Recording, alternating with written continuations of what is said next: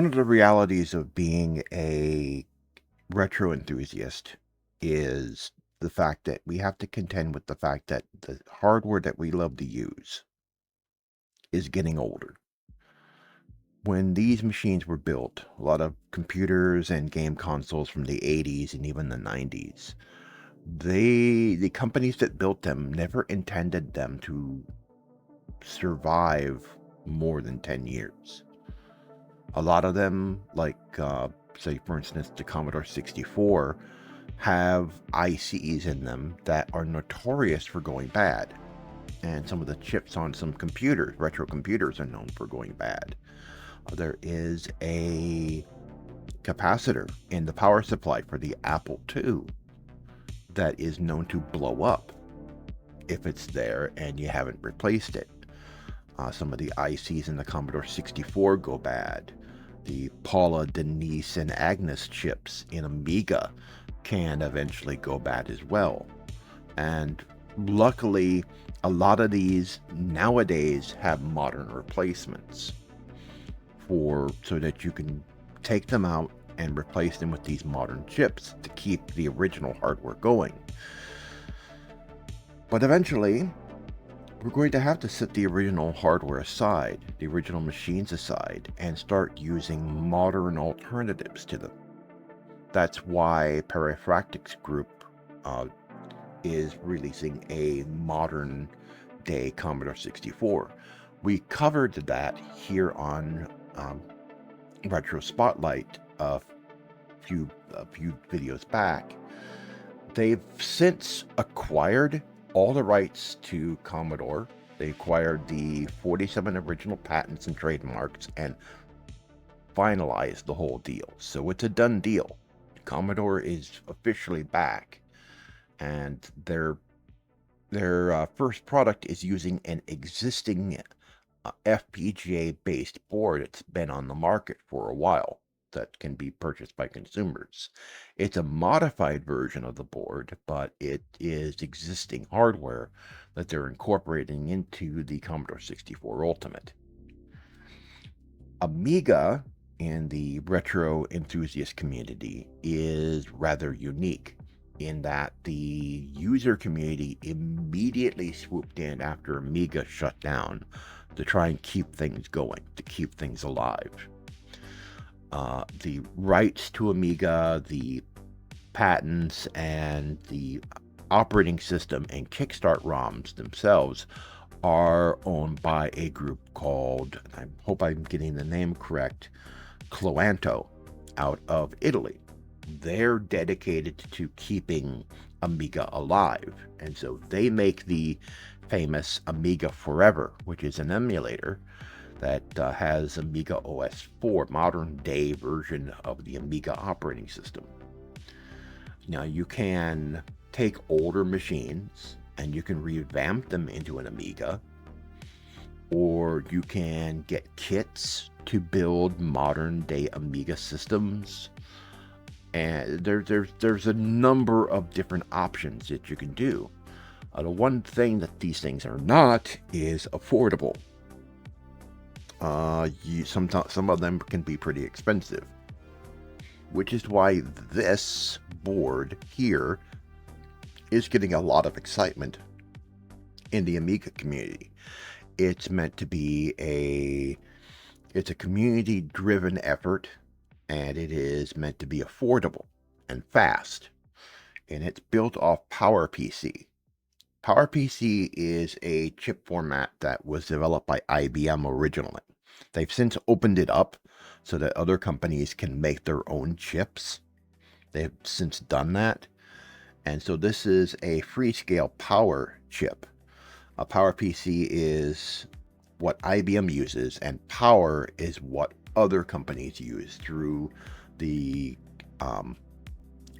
holding company that handles the rights for the PowerPC format that Apple put together to make it an open standard. Now, a lot of systems have used PowerPC chips before. Apple is famous for using them in their Power Macs and their G4 series. of Macs. And even the PlayStation 3 used a PowerPC family chip. So it's even in a game console. Now this is not a very high-end Freescale power chip, but it is very quick. And this is a very modern board. It's a mATX or micro ATX format. If we look over here, we'll see what each of the different components are. It has the CR 2030 battery. This here is good to see because the original Amigas, as I said, with components that are going bad on the original hardware, Amiga is notorious for having these barrel batteries that eventually split open and leak corrosive acid all over the board that damages it. So if you buy a vintage Amiga, you want to open it up quickly, look for that battery, and if it hasn't burst yet, you want to clip the leads and get it off of there as soon as possible. Then you can come in and solder in a coin cell like this onto the machine so that it'll still have a battery. But this modern board for PowerPC has, Toslink, optical audio out, your analog stereo audio, your headphone jack, gigabit Ethernet, 2 USB 3.2 Gen 1 ports, 4 USB 2.0, and your standard RS-232 serial port. And it has headers for USB internal, headers for CPU fan power, which this chip will need some serious cooling. It is a RISC processor, reduced instruction set computing, much like ARM, but unlike ARM, it's not meant to sip power and do the most work. It's meant for non-applications that are not, it's not meant for mobile applications. It is meant for being a machine constantly plugged in and doing work. Uses standard ATX power supply ports here. It has an FPGA. Doesn't say what this is for, but I suspect this is for the Agnes Paula and Denise chips. That is for original vintage software that will need them. So instead of emulating those chips, it's going to use likely use an FPGA for that. Then you've got an SD card slot. You've got DDR3 memory. This is laptop memory, of course. You can put your own. You can populate this with your own memory. And you got PCI Express slots. You got 3. You've got a 16X, 4X, and 1X, and you can likely put a video card in here. And there will need to be drivers written for AmigaOS 4 to use modern graphics cards. Probably, since the open source drivers are so good for it, probably an AMD Radeon card. And then you've got 2 M.2 slots, which AmigaOS needed special drivers for these because it couldn't recognize NVMEs by default, so special drivers for that had to be written. And 2 SATA ports for standard SATA hard drives and SSDs. And again, this is a Freescale PowerPC chip, 64-bit, DDR3L memory, and then the two SATA 2.0 ports, 2 NVMe ports, and you got the slots, 16X, 4X, and 1X. Only the 4 lanes are used for the 16X, so even though it'll take a 16X card, it won't be the maximum full 16X speed. That is that makes sense because this is a PowerPC chip. And you got eight USB. It says 8 USB 2 for, so if you count the internal slots, it's 8. 4 USB 3, gigabit Ethernet, the audio and Toslink digital connection, the old fiber optic cable that's for audio that's been around forever. mATX format with the 24-pin ATX power and 4-pin ATX CPU connector, and again that Tryon FPGA, and all modern hardware.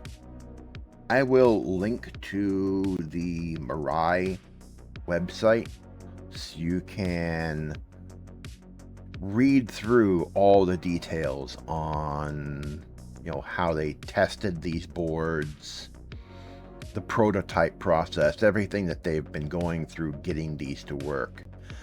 We still don't have any information on availability or what the actual pricing will be on these boards, but it's good that we're getting these options, because as I said,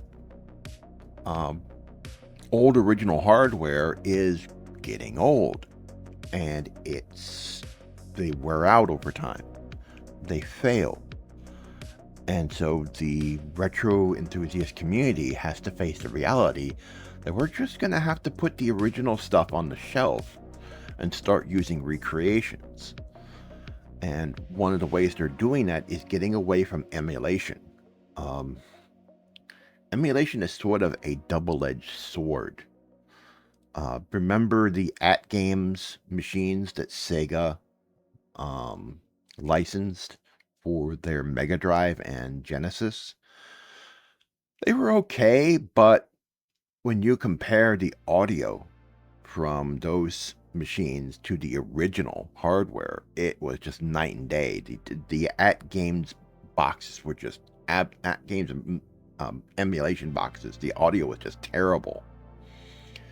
Now, there's some emulation that is pretty good, like Vice is a well-known emulator for Commodore 64 that does extremely well. Amiga Forever is built by enthusiasts for Amiga, and that runs incredibly well on modern machines. If you don't want to dedicate your entire machine to just running AmigaOS, that's an option. You can buy that emulator. But emulation isn't always the best option.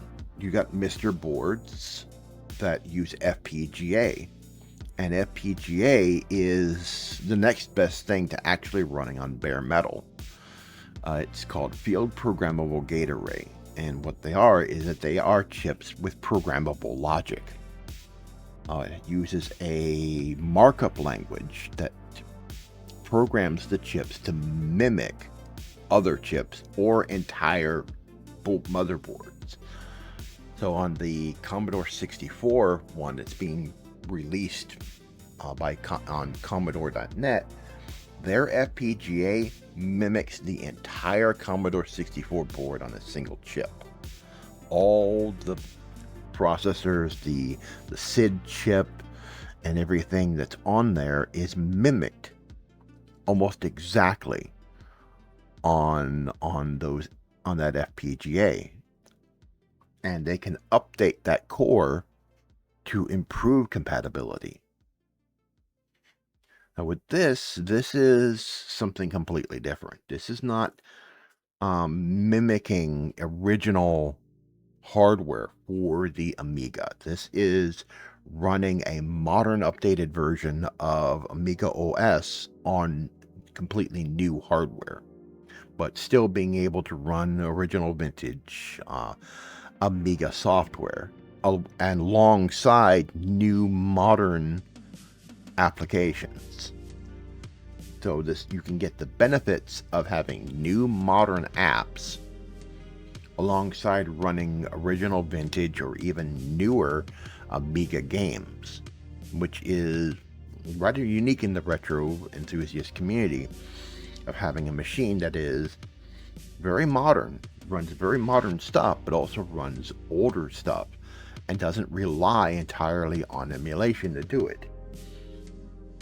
So this is pretty unique in that in the retro enthusiast community.